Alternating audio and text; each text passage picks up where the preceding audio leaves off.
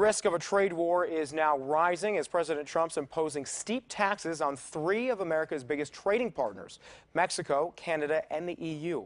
The president's adding a 25% tax or tariff on steel, a 10% tax on aluminum. Mexico did fire back, and they say they're no longer going to purchase products from the U.S. like pork legs, apples, grapes, and cheeses, mainly from America's heartland, states that supported President Trump in his election. Now, trade talks crumbled ahead of the midnight deadline. The European Commission's already filed a lawsuit, and Canada's Prime Minister called the decision totally unacceptable. Mexico says it also regrets President Trump's decision. Live look for you right now out of Washington tonight, where lawmakers are responding to President Trump's announcement on tariffs. House Speaker Paul Ryan calling them a bad idea. We have a member of Congress joining us right now, Congressman Jeff Denham of Turlock. Thanks for being here tonight. We appreciate it. So, reaction to the president's announcement, we had a farmer from San Joaquin County on earlier saying that he produces apples and he's worried about how this is going to affect his business. Sure. You know, and as a longtime Valley almond farmer, I'm concerned as well. This is different than tariffs on some of those that are predatory countries that don't have trade agreements with us, that have government subsidies on their tariffs. This is something that affects our commodities that are perishable, and it's our allies that we're trading with. We need to be working on free and fair trade with our partner countries that we've had long-time relationships with. Do you obviously think that maybe the president might hear some feedback from lawmakers like yourself and maybe roll these back a little bit? Absolutely. You know, I understand this is a negotiation for the president, and he certainly wants American jobs, but he needs to understand as well that we've got a lot of ag commodities that we do a lot of exports here, not only on manufacturing, but our farm commodities are the largest in the world. And these trade negotiations are very delicate. All right, I want to move on to immigration now, because you have been leading a charge to bring a vote on immigration to the floor, to impose the so-called Queen of the Hill rule that you have bipartisan support for. So take me through where that effort is right now. Look, I've supported a number of different bills. I've been a co-author on the DREAM Act and the USA Act. I introduced the Enlist Act.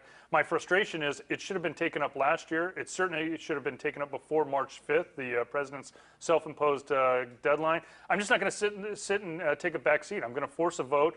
I do have the signatures. We are going to push this forward next week. I am hopeful that we've empowered the Speaker to negotiate on something that is meaningful for the entire country. But if we can't come together, we're going to force a vote on each of the different bills. So the Judiciary bill, the Republican bill, as well as the DREAM Act, which the Democrats are pushing. The president gets his own vote on this. And then we have the USA Act, which would not only have a permanent fix for Dreamers, but also would have border security that we think not only would be bipartisan, but would be something the Senate would be forced to take up. This is a plethora of bills. It fits every single group. Why the holdup of having this debate? Because the Speaker hasn't wanted to bring this to the floor. No, it's been frustrating. I think the Speaker wants a bill that can get 218 Republicans. I'm more focused on a bill that can be supported by the country, that can be an American solution. These Dreamers did what their government asked them to. They stepped up. They passed background checks. They paid fine and fees. And we've got a lot of these Dreamers that are graduating this week from either high school, some of them from college. So we've got to have a permanent fix. We need to get it done now. So, and you have the votes, you have the signatures, you're ready to go. I do. We had 213 before we came home this week. We're going back. I've got the other 5 ready to go. Again, this has been a negotiation to try to empower the Speaker, but ultimately we're making sure that he knows that there is a bipartisan group out there that has the votes, that is willing to move forward.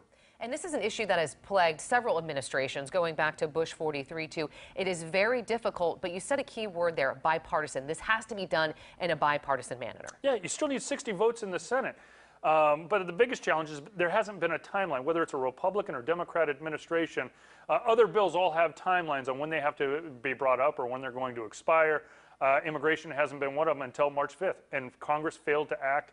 We're forcing a new deadline. I've used every parliamentary rule and parliamentary trick, spending a lot of time reading Robert's Rules of Order and the House rules, but ultimately using the rules to force not only a vote, but to have a debate in front of the American public. Let them decide all of these different bills. Where does their member of the House stand on them, and let them be held accountable to their districts. Congressman Jeff Denham, we appreciate your time. Keep us up to speed on what happens next week in Washington. We appreciate it. You got it, Nikki. Thanks for having me. Joe? Yeah, a lot of people in our area waiting